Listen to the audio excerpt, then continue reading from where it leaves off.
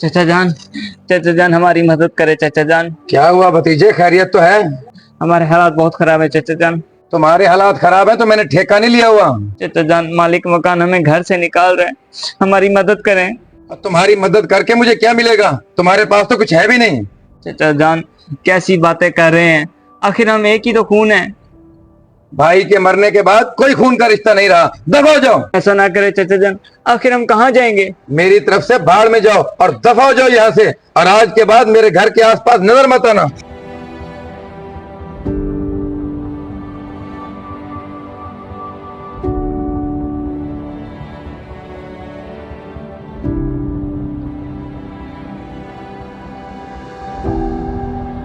बुखारी साहब, मुझे पता चला है कि आपको मुलाजिम की जरूरत है और मुझे सख्त पैसों की। अच्छा अच्छा, तो ठीक है। तुम क्या क्या काम कर सकते हो? साहब जी आप जो काम कहेंगे मैं सभी कर दूंगा। मेरे पास इस वक्त तक कोई मुलाजिम नहीं है और मुझे अर्जेंट मुलाजिम की जरूरत है। तुम कब तक काम पर आ सकते हो? साहब जी अगर आप कहें तो मैं भी इसे काम शुरू कर दूं। अरे नहीं नहीं, अभी तुम जा सकते हो। सुबह से काम पर आ जाना। और हाँ, याद रखना, मेरे साथ रहना वफादार। आप फिक्र ही ना करें साहब जी, बेवफाई हमारे नस्ल में ही नहीं आती। अल्लाह हाफिज। अल्लाह हाफिज।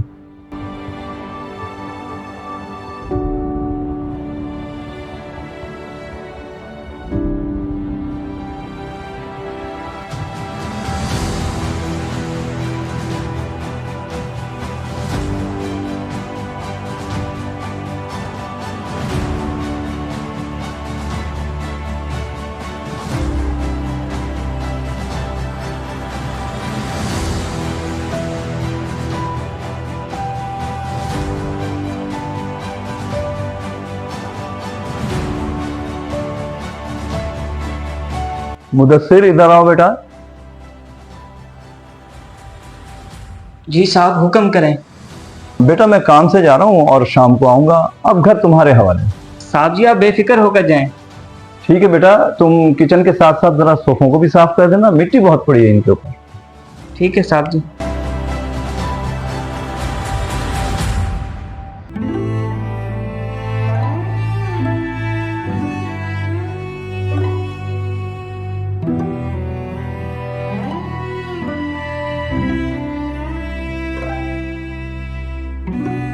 अबे ये क्या, इतने सारे पैसे, लगता है साहब जी के गिरे होंगे। जब आएंगे उनको दे दूंगा।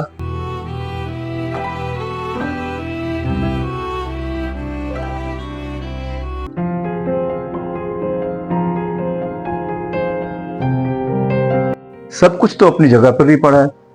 लगता है बंदा ईमानदार है, लेकिन अभी तक पैसे लेकर क्यों नहीं आया? साहब जी मैं अंदर आ जाऊं?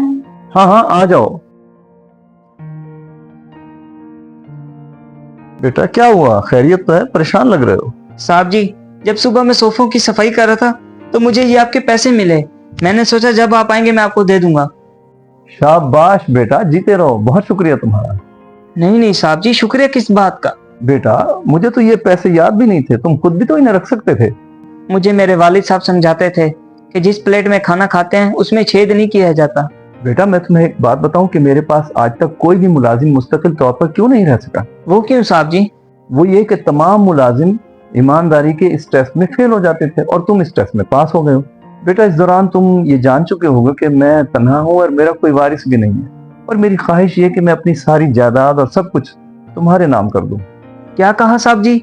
मेरे नाम? किस लिए? मुझे एक ईमानदार शख्स की तलाश थी और अल्लाह ताला ने वो तुम्हारी शक्ल में मुझे दे दिया। बेटा ये भी कोई पता नहीं कि अब कब जिंदगी की शाम हो जाए।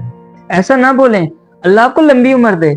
मुदस्सिर बेटा, तुम मेरे अब बेटे हो, मुलाजिम नहीं हो। क्या तुमने लिबास पहन रखा है? चलो तुम मार्केट मेरे साथ, मैं तुम्हें नए कपड़े दिलवाता हूँ।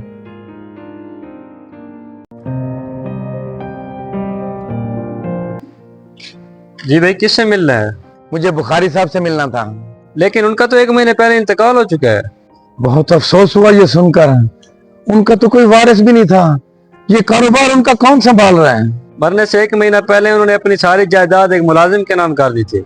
अच्छा, क्या मैं उनसे मुलाकात कर सकता हूँ? वैसे तो ये उनके ऑफिस का टाइम है, चलो मैं कोशिश करता हूँ, आ जाए। आप इधर बैठे, साहब अभी आते ही होंगे।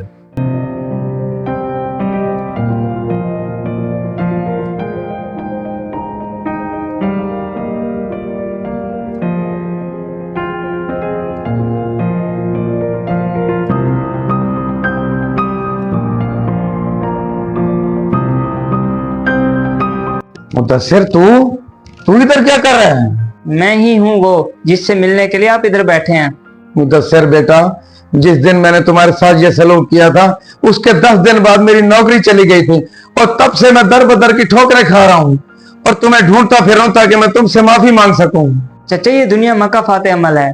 सही कह रहे हो भतीजे, मैं तुमसे बहुत शर्मिंदा हूँ। मुझे ये बताएं आप बुखारी साहब से क्यों मिलने आए थे? बेटा मैं उनके पास नौकरी या चंद पैसों की उधार के लिए दरखास्त करने आया था, मगर उनका तो इंतकाल हो गया है। अब मुझे यहाँ रुकने का क्या फायदा?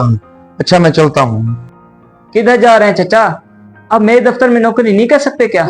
भतीजे, मैंने जो कुछ तुम्हारे साथ किया उसके बावजूद भी तुम मुझे नौकरी पे रख रहे हो। मेरा जमीर मुझे इजाजत नहीं देता कि मेरे होते हुए मेरे बाप का सगा भाई दर बदर की ठोकरें खाता फिरे। भतीजे मुझे माफ कर दो।